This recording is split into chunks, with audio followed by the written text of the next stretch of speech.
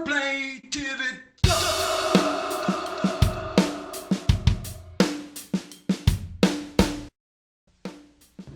At times, her legs would lock tightly in place, and her whole body would grow rigid and begin to tremble.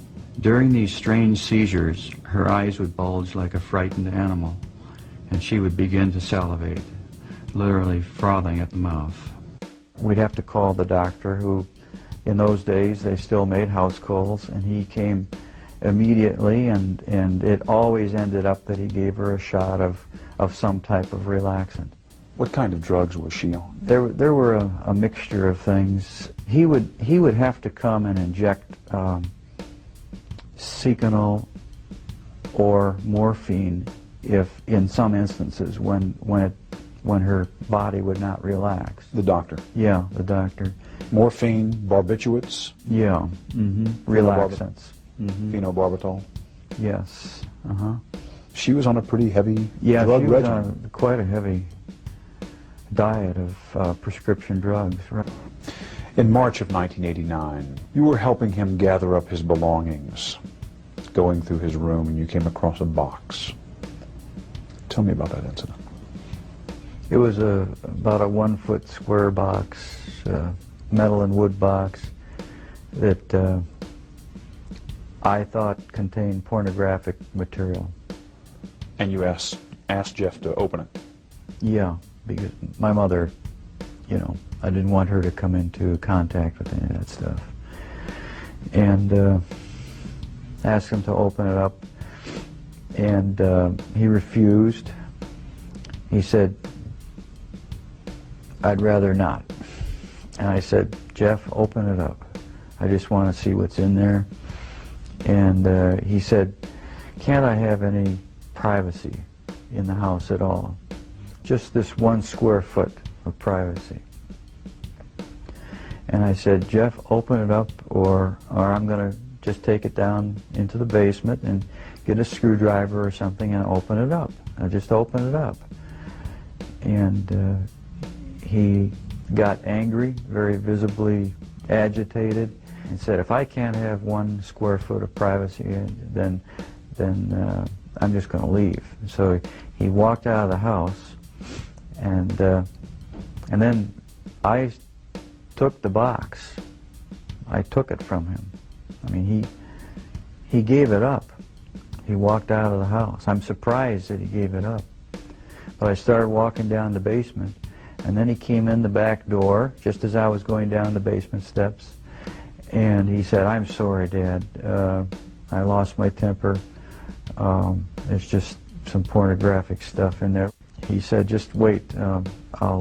I'll open it up tomorrow morning and show you what it is. Just let me put it away now and forget about it. Let's not cause an uproar anymore today or tonight, and because of Grandma." And so, my not fathoming what could be in that box, I said, "Okay, we'll just open it up tomorrow then, and then let's get rid of it, whatever it is." And the next morning he came down from upstairs and showed me, and there was pornographic literature in there. And I said, "Okay, get rid of it now, and I don't want to, you know, see any more of it around here." He said, "Okay, Dad." And that was the end of that incident, and I didn't realize what was in that box. What was in the box? Well, as I learned later, after the trial, it was one of the human heads, one of the victims, which he then took to his work and put in the locker. I told Jeff I can't imagine what I would do if I would have opened that box and found that, because I probably would have reacted in my typical fashion of just shock and numbness. I probably would have thought that, you know, maybe it's an artificial, some type of, I don't know, an occult thing, or just some decorative thing, that something, but not human. I can imagine I would finally realize, or suspicion, what that is. And then I don't know what would happen. I think I probably would have lost it. I don't know what I would have done. I asked Jeff, you know, what would he have done if I would have opened that up and found out what that was. And all he said was, well, that would have been the end of the line. The jig would have been up. How good was Jeff at manipulating you? Excellent. He's very good. Good liar? He fooled everyone. He fooled me. Yeah, very good. He fooled his probation officer, his attorney, the police, you know, who came. I mean, he had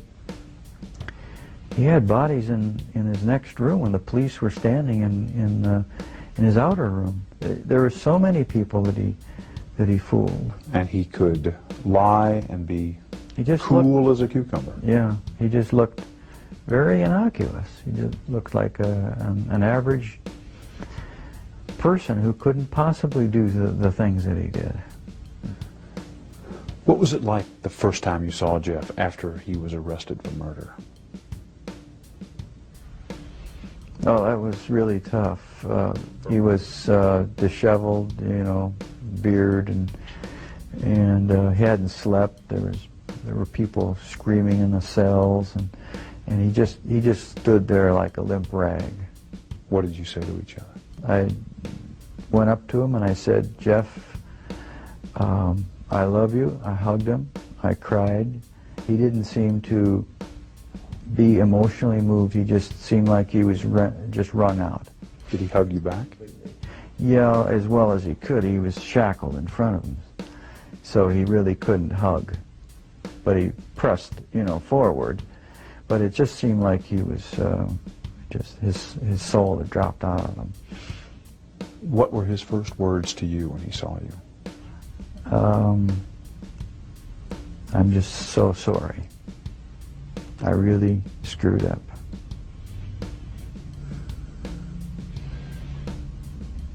It was pretty much unemotional, emotionless response. He just said those words, and he looked extremely depressed and sad.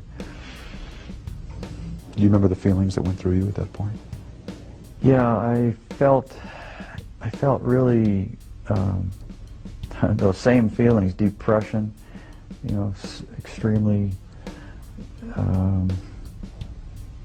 well, shame and just what a waste. The other feelings were that I wanted to still help him in some way, and I kept telling him, reassuring that his attorney said that he would get help. And I told Jeff that you really do need help, Jeff, mental help, and we're going to try to get you into this place to get the proper help. How did you feel when you first heard about the crimes, about the nature of the crimes he'd committed? I think it was sort of a feeling as if I were just floating above myself and observing some other person. As if I were anesthetized with something that just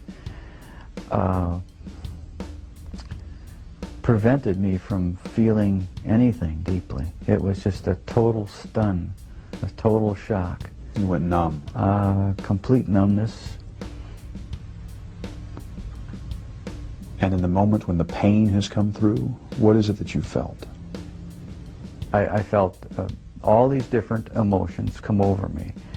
How am I going to face victims, families, if I go to the trial? How can I arrange something? My feelings were for Jeff too. I sort of put myself in his place. He's totally lost. I could almost feel the total disorientation and loss, a feeling like maybe he would want to commit suicide.